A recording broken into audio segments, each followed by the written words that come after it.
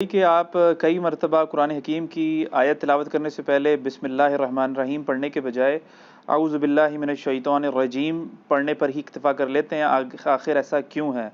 آپ جیسے مبلغین کو اس قسم کی سستی اور کاہلی زیب نہیں دیتی؟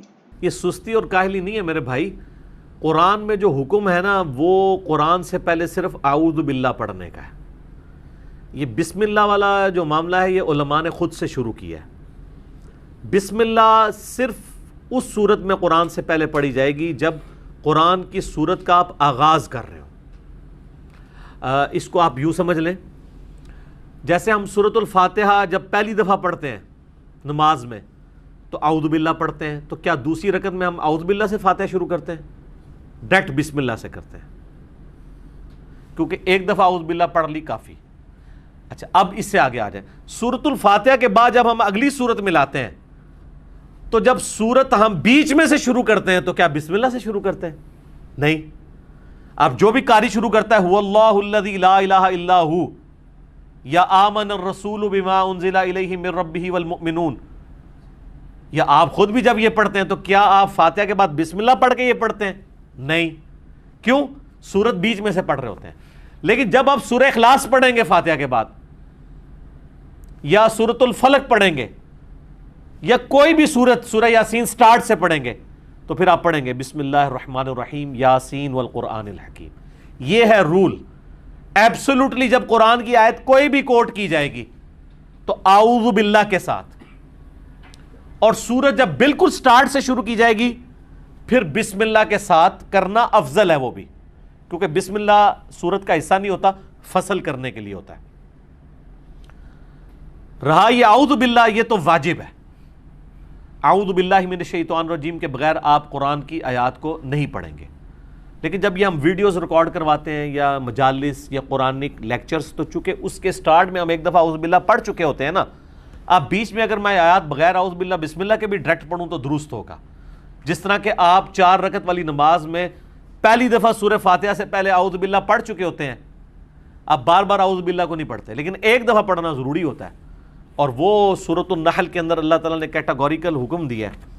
سورۃ النحل پارہ نمبر 14 کے اینڈ پہ جا کے نا یہ آیت مبارکہ آتی ہے جس میں اللہ تعالیٰ نے واضح طور پہ مسلمانوں کو حکم دیا ہے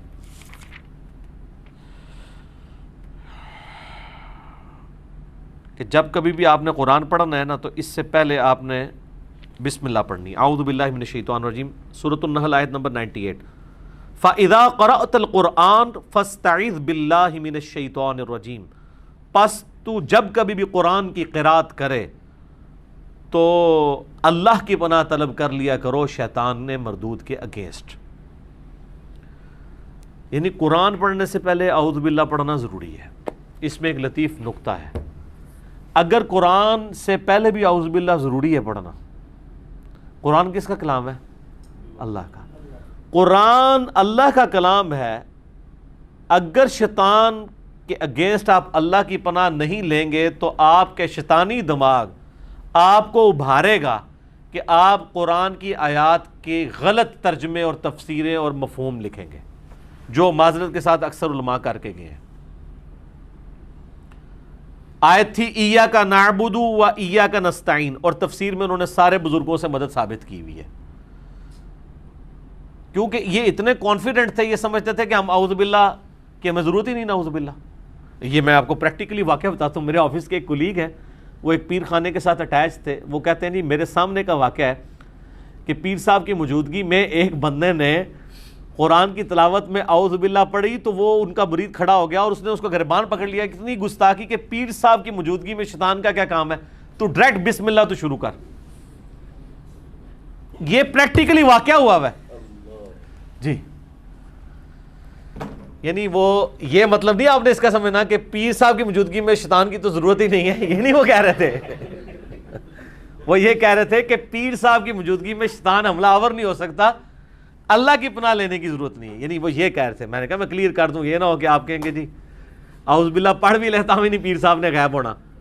تو یہ اعوذ باللہ من الشیطان الرجیم کا حکم قرآن میں آیا ہے تاکہ آپ قرآن جب بھی کھولیں تو اللہ تعالیٰ کی طرف آپ کی توجہ ہو شیطان کے اگینسٹ کہ شیطان آپ کو نہ ابھارے کہ آپ قرآن حکیم کی آیات کے کو اپنی مرضی سے مولڈ کریں. اس سے قطعاً کو یہ مقصد نہ لے کہ جو لوگوں نے پلی لی ہوئی ہے کہ قرآن پڑھ کے لوگ ڈائریکٹ گمراہ ہو جاتے ہیں. وہ تو میں نے ان کا اتنا اللہ کے فضل سے دماغ کھول دیا ان کے فالوورز کا. پچھلے دنوں بھی جو میری ویڈیو ریکارڈ ہوئی تھی کیا قرآن گمراہ کرتا ہے، اس طرح کی کئی ایک ویڈیوز ہیں میری جس میں نے کھولا ہے کہ یہ قرآن حکیم کی آیات کے غلط مفہوم انہوں نے بیان کیے، اور قرآن حکیم کو اپنی تفسیر کے لیے کسی مفسر کی ضرورت نہیں ہے. اس کا کانٹیکسٹ قرآن کے اندر موجود ہوتا ہے. آپ کو زبردستی اس کے اندر کھلواڑ کرنا چاہے تو اس کا تو کوئی علاج نہیں ہے.